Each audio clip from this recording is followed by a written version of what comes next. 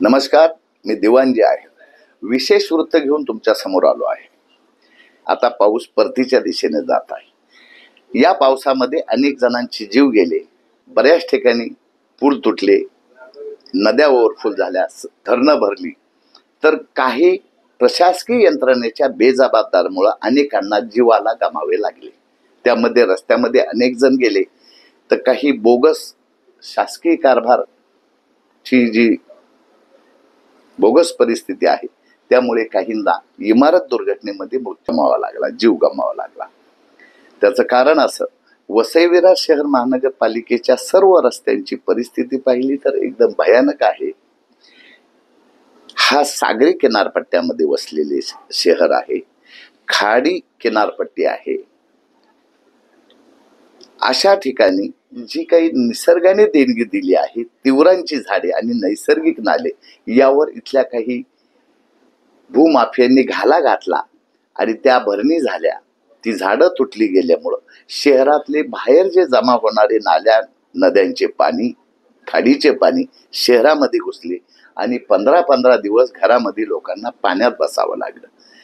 हे सांगण्याचा हेतू असा की वसई विरार शहर महानगरपालिकेचा चंदनसार सी प्रभाग जो येतो, ज्या प्रभागाचे सहाय्यक आयुक्त गिल्सन गोन्साल्विस यांच्या प्रभागात आपण जे छायाचित्रात बघत आहात,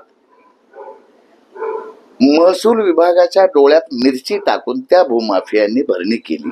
रॉयल्टी वसूल केली की नाही ही त्या बिनकामाच्या बेजबाबदार तहसीलदार अविनाश कोष्टी यांनाच माहिती. परंतु भरणी झाली, पण बांधकाम केल्यानंतर त्याला घरपट्टी लागते.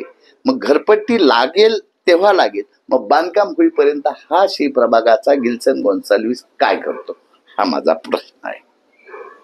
कारण याच पालिकेच्या नगररचना विभाग ज्याला म्हटलं जातं, तो वाय.एस. रेड्डी जेलमध्ये आहे.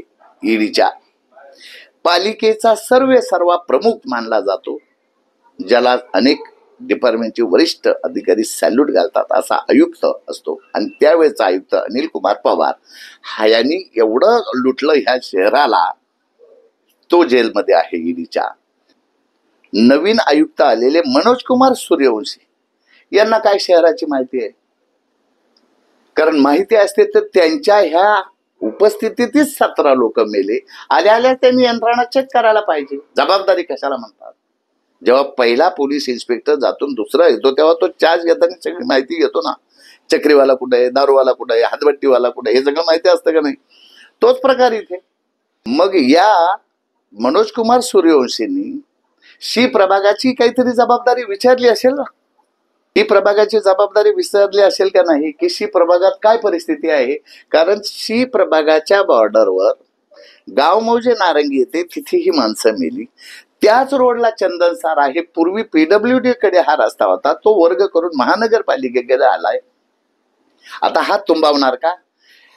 मला ही डायरेक्शन द्यायची की शी प्रभागात येणाऱ्या प्रभागाचं नाव काय? चंदनसार. एबीसीडी नुसार सी प्रभाग. या सी प्रभागाच्या नावावरच असलेले गाव मौजे चंदनसार, त्या ठिकाणी HP पेट्रोल पंप आपण समोर बघत आहात. HP पेट्रोल पंपाच्या बाजूने एक गल्ली गेली आणि पुढे रिद्धी सिद्धी म्हणून बिल्डिंग आहे. मुख्य गेट तुम्ही बघता, त्या गेटच्या मागे गेलं तर भिंतीच्या पाठीमागे शेतामध्ये भरणी करून, भरणीची जबाबदारी अविनाश कोष्टी वसई तहसीलदार याची, त्यावर मी त्याचं राशन वेगळं घेणार आहे. परंतु शी प्रभागाच्या अधिकारी गिल्सन गोन्साल्विसला ही जागा दिसली नाही का? किती मोठ्या प्रमाणात बांधकाम आहे. म्हणजे तुम्ही शेती बघताय तिथे, त्या शेतीत जमा होणारं, निचरा होणारं पाणी उद्या हे रस्त्यावर येणार नाही. माणसं मारणार तू. तुझे आज हात बांधलेत कोणी? खातोय तिथे जाऊन काय? तिथे कारवाई झाली पाहिजे, हा मूळ हेतू. गिल्सन गोन्साल्विस जास्त लोकांचं पाप डोक्यावर घेऊ नका. सिद्धी सिद्धी थोडं मागे पुढे समजून घ्या. पण HP पेट्रोल पंप ह्याच्या बाजूना रस्ता जातो, त्याच्या मागे मोठ्या प्रमाणात तुम्ही पत्र्याचा दरवाजा बघताय, शेड लावलेला. आणि पाठीमागून तुम्हाला वरतून व्ह्यू का दाखवला? तुमच्या डोळ्याला दिसावं म्हणून. आणि पाठीमागून नवीन रेल्वेचं काम दिसतंय. हे माणसं मरणार नाही? यांची जबाबदारी कोणाची? शेती नासवली, भरणी भरली.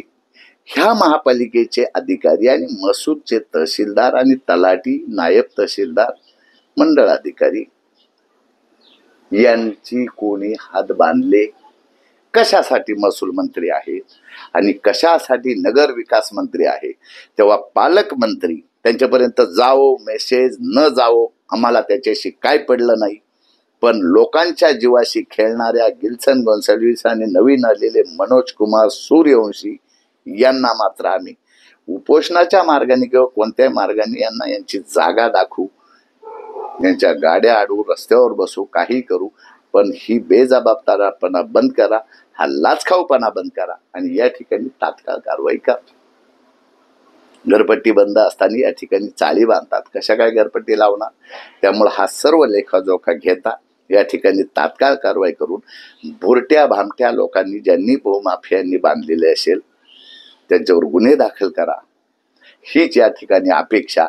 आणि लोकांच्या जीविताशी खेळू नये हीच या ठिकाणी तुम्हाला एक सोज्वळ विनंती. आज मात्र इतकेच. धन्यवाद. जय हिंद.